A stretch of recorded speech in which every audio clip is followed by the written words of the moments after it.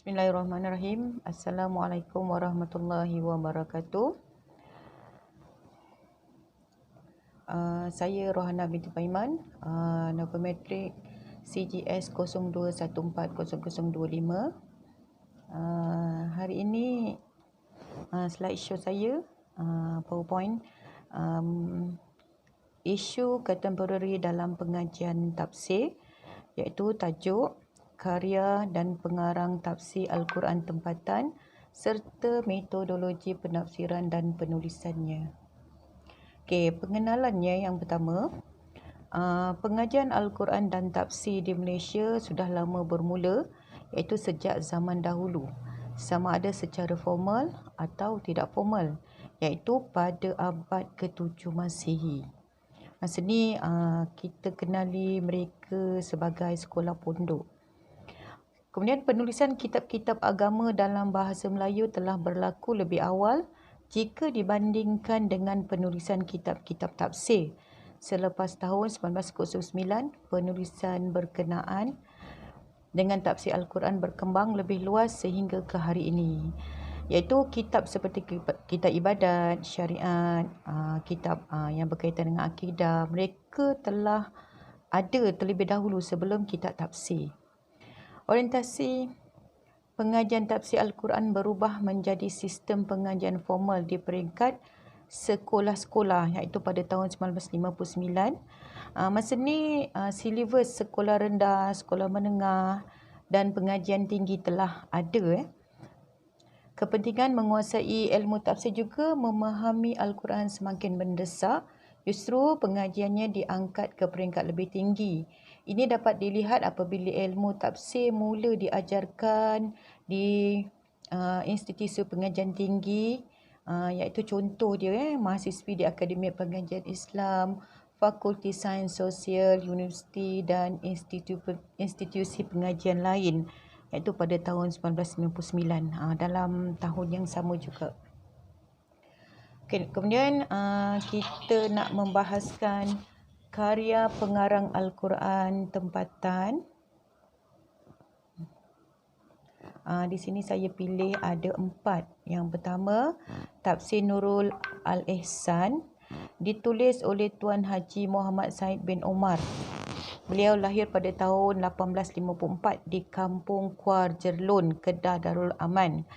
Tafsir berbahasa Melayu yang pertama di Malaysia. Yang sebelum ni memang belum ada lah, tapi ini tafsir pertama di Malaysia. Tafsiran di dalam karya ini adalah ringkas dan boleh difahami, masih relevan dalam pengajian tafsir di masjid-masjid dan pondok-pondok, menjadi sebahagian kajian dan bahan pengajian dalam kursus-kursus di institusi pengajian tinggi. Yang kedua, Tafsir Pimpinan Ar-Rahman. Pengarang dan penterjemah dikendalikan oleh 2 tokoh mufassir, iaitu Ustaz Faisal Haji Osman yang menyiapkan 10 juzuk pertama dan Tuan Syekh Abdul Basmih yang menyiapkan 20 juzuk yang berikutnya. Penyebabkan karya ialah Tuan Haji Muhammad Nur Ibrahim yang merupakan mantan mufti Kerajaan Negeri Kelantan masa itu. Bahasanya mudah difahami dan ada nota kaki pada ayat yang perlu penjelasan. Dia juga dijadikan bahan penyelidikan. Seterusnya yang ketiga, Tafsir Ar-Rawi Juzuk Amma, ditulis oleh Tuan Haji Yusof bin Haji Muhammad bin Haji Nuruddin Ar-Rawi. Dilahirkan pada 8 Mei 1922 dan berasal dari Pulau Pinang. Kitab tafsir yang ringkas memuatkan tafsir surah-surah yang terkandung dalam juzuk Amma ataupun juzuk yang ke-30. Mendapat pengiktirafan daripada Majlis Agama Islam dan Istiadat Melayu Kelantan. Surah-surah yang lazim dihafaz dan dibaca di dalam sembahyang. Ini selalunya kalau di sekolah-sekolah agama ataupun di sekolah-sekolah pondok, tafsir ni adalah tafsir basic yang kebanyakan kena hafal lah. Seterusnya, Tafsir Pedoman Mutakin. Kita masukkan juga walaupun dia belum siap sepenuhnya, tapi yang saya dah tengok dalam kat Shopee tu dia ada 6 juzuk dah siap lah. Dah boleh dibeli lah sekarang ni. Okey, Tafsir Pedoman Muntakin dikarang oleh Dr. Abdullah Hayy Abdul Syukur yang lahir pada 6 November 1947 di Pasir Emas, Kelantan. Tafsir ini adalah kesinambungan kepada tafsir Pimpinan Ar-Rahman yang telah ada sebelum ni. Kitab ini ditulis berdasarkan inisiatif dari Perdana Menteri Datuk Seri Abdullah Haji Ahmad Badawi. Pentasheh ataupun pengiktirafan juga ada, iaitu pada 22 sehingga 24 Jun 2010 di Bangi, yang telah dilakukan oleh JAKIB. Kemudian dua karya tafsir klasik yang saya pilih. Saya pilih ni sebab saya pernah belajar, saya pernah hafal tafsir ni. Rasa macam berbangga jugalah bila hari ini saya dapat mengkaji tafsir ni. Tafsir Ar-Rawi Juz'u Amma, kitab yang dikarang oleh Haji Yusuf Rawa yang dikenali dengan nama Tafsir Ar-Rawi Juz'u Amma. Ia juga merupakan kitab yang mudah dan ringkas untuk difahami erti atau makna ayat-ayat daripada surah-surah yang lazim dihafaz dan dibaca dalam solat. Dicetak oleh syarikat pencetakan beliau sendiri yang diwarisi daripada bapa beliau, iaitu syarikat Haji Abdullah bin Muhammad Nurdin Ar-Rawi pada 1990. Cetakan pertama dia pada 1950. Pengiktirafan daripada Majlis Agama Islam dan Istiadat Melayu Kelantan. Ada sebab kenapa dia menulis pada zaman dia lah. Sebab penulisan rungutan daripada sahabat andai tentang tidak kedapatan sebuah kitab yang ditulis dalam bahasa Melayu Jawi untuk memahami maksud surah-surah Al-Quran yang selalu dibaca ketika sembahyang. Sebab sebelum-sebelum ni memang kitab yang ada semua 30 juzuk, dan kitab tu sangat detail.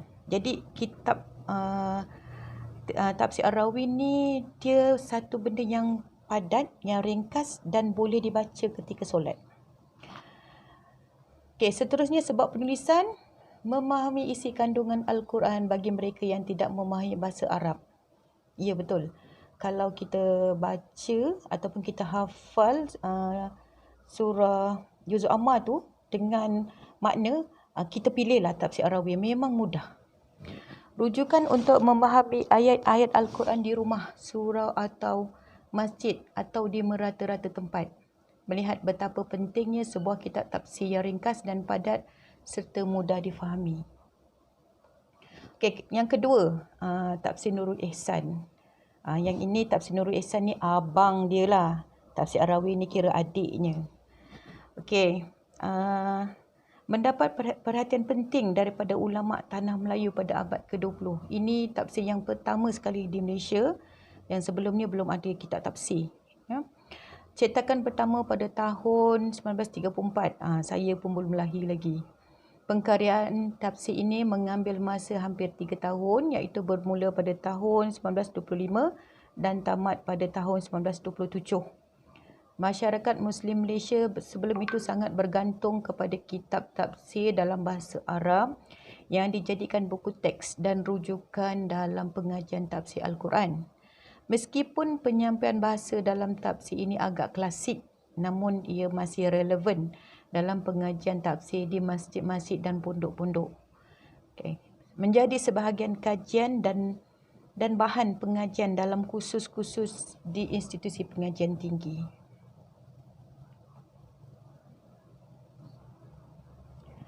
Kemudian kita buat perbandingan metodologi penafsiran dan penulisan terhadap Tafsir Ar-Rawi, Juz'u Amma dan Tafsir Nurul Ihsan. Kita tengok yang pertama dulu. Metodologi penafsiran dan penulisan Tafsir Ar-Rawi Juz'u Amma. Cara atau metod penulisan beliau adalah lebih teratur dan kemas. Pada bahagian atas tafsir beliau dinyatakan nama surah yang akan ditafsir dalam bahasa Arab seperti biasa mana-mana kitab tafsir lah. Menjelaskan juga surah tersebut sama ada ayat Makkiyah ataupun ayat madaniyah. Bilangan ayat yang terkandung di dalam surah yang akan ditafsir, yang mana ia juga di dalam bahasa Arab, dinyatakan bila surah tersebut diturunkan. Kemudian menyatakan nas surah Al-Quran yang hendak ditafsir sehingga selesai beserta dengan baris mengikut rasam Usmani. Menyatakan erti ayat Makkiyah atau Madaniyah dan bilangan ayat yang ditulis dalam bahasa Arab tadi serta nas surah ke dalam bahasa Melayu dengan tulisan Jawi. Kemudian menyatakan huraian secara menyeluruh atau intisari umum terhadap sesetengah surah yang hendak ditafsir, dan pada bahagian yang akhir sekali dinyatakan tentang faedah-faedah dan hikmah yang terdapat pada surah tersebut.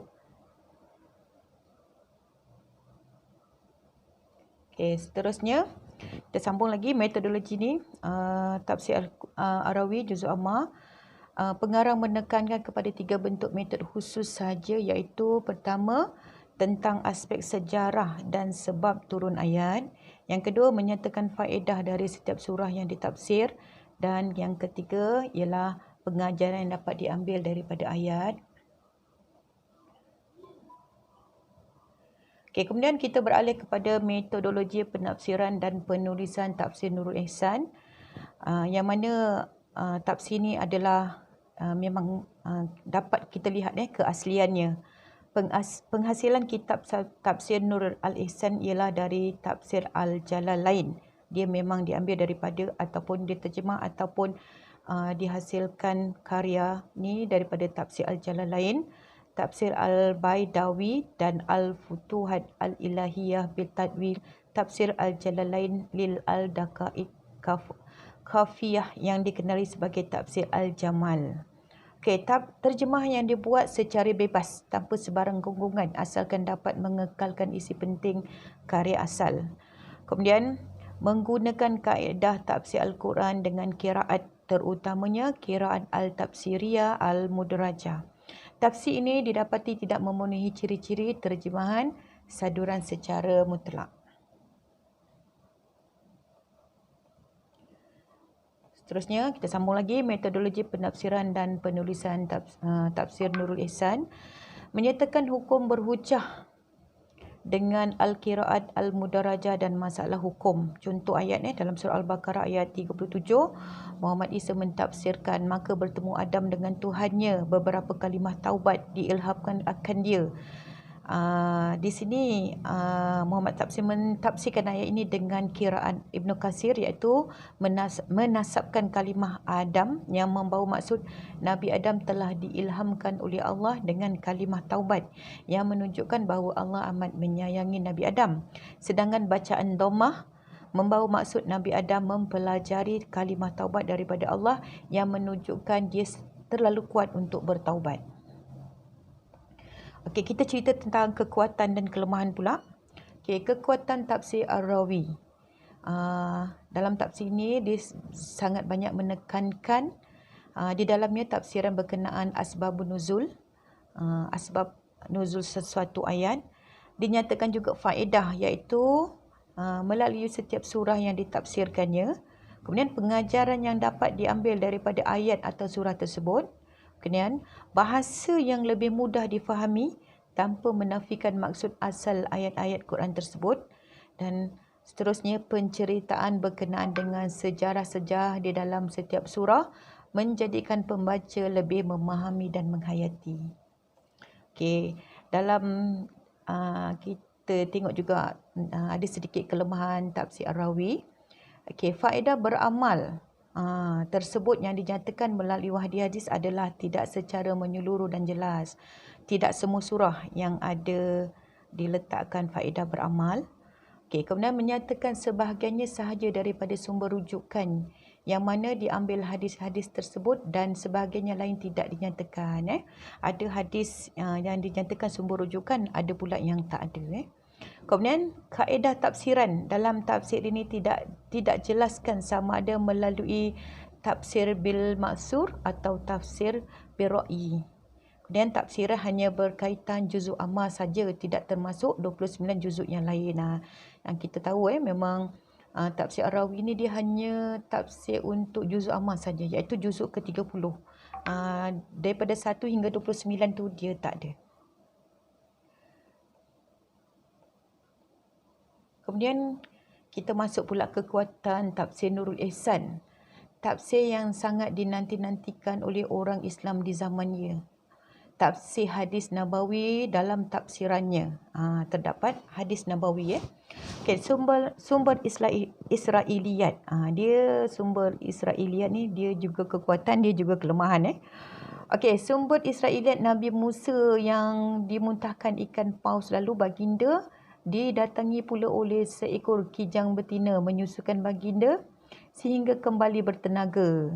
Ini antara dia punya tafsiran lah, kekuatan dia. Okey, itu contoh dia. Okey, nasah dan mansuh menggunakan 14 ungkapan dalam memberi isyarat bahawa sesuatu ayat itu adalah al-nasih atau al-mansuh. Kemudian teks mengenai fadilat 3 bahagian, iaitu fadilat surah, fadilat ayat dan fadilat selain surah dan ayat. Okay, tafsiran kekuatan dia juga adalah tafsiran sekitar 30 juzuk ayat Al-Quran. Okay, kita tengok kelemahan tafsir Nurul Ihsan. Menggunakan bahasa klasik agak sukar digunakan oleh generasi kini jika tiada dipandu oleh guru. Okay, kemudian hadis Nabawi tidak mempunyai sanad yang lengkap. Bahkan ada sejumlah hadis yang langsung tidak dijelaskan sanadnya. Tafsir ini didapati tidak memenuhi ciri-ciri terjemahan saduran secara mutlak. Dan yang keempat, sumber Israiliyat. Israiliyat yang dinyatakan oleh contoh yang dinyatakan oleh Syekh Muhammad Said.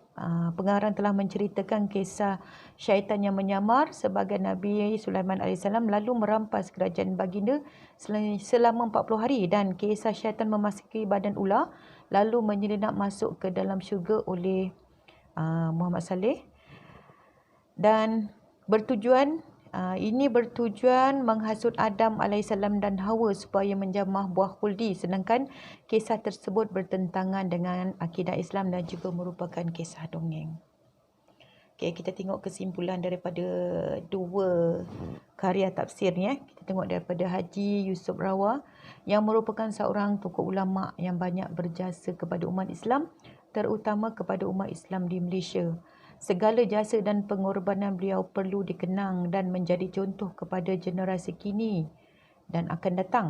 Sesungguhnya usaha murni yang dilakukan oleh beliau yang cuba menutup kekurangan kitab-kitab tafsir dalam bahasa Melayu dan sekaligus membantu masyarakat Islam di Malaysia untuk memahami Al-Quran serta tafsirannya adalah suatu usaha yang sangat baik. Walaupun terdapat beberapa kekurangan di dalamnya, tetapi ia mampu diperbaiki oleh ulama-ulama terkemudian untuk memastikan agar perkembangan kitab-kitab tafsir Melayu ini terus hidup dan menjadikan masyarakat Islam di Malaysia bukan sahaja celik Al-Quran, tetapi pada waktu yang sama juga adalah masyarakat yang tahu tentang tafsiran setiap daripada isi kandungan Al-Quran tersebut. Okay, kita tengok pula pada tafsir Nurul Ihsan. Penggunaan kaedah tafsiran Al-Quran, ini kesimpulan dia, penggunaan kaedah tafsiran Al-Quran dengan qiraat yang diaplikasikan oleh Muhammad Said Umar merupakan satu kemajuan yang sangat dibanggakan. Lebih-lebih lagi di zaman beliau yang masyarakat belum terdedah dengan pendekatan ilmu qiraat. Pada zaman itu juga, sekolah-sekolah tahfiz Al-Quran belum wujud seperti hari ini. Ini menunjukkan bahawa beliau adalah seorang yang maju ke hadapan di saat masyarakat belum terdedah dengan ilmu pengetahuan. Oleh itu, tafsir Nurul Ihsan merupakan warisan yang sangat bernilai bagi masyarakat Melayu dan perlu dipelihara dan dipelajari serta difahami isinya. Sekian, wabillahi taufiq wal hidayah. Assalamualaikum warahmatullahi wabarakatuh.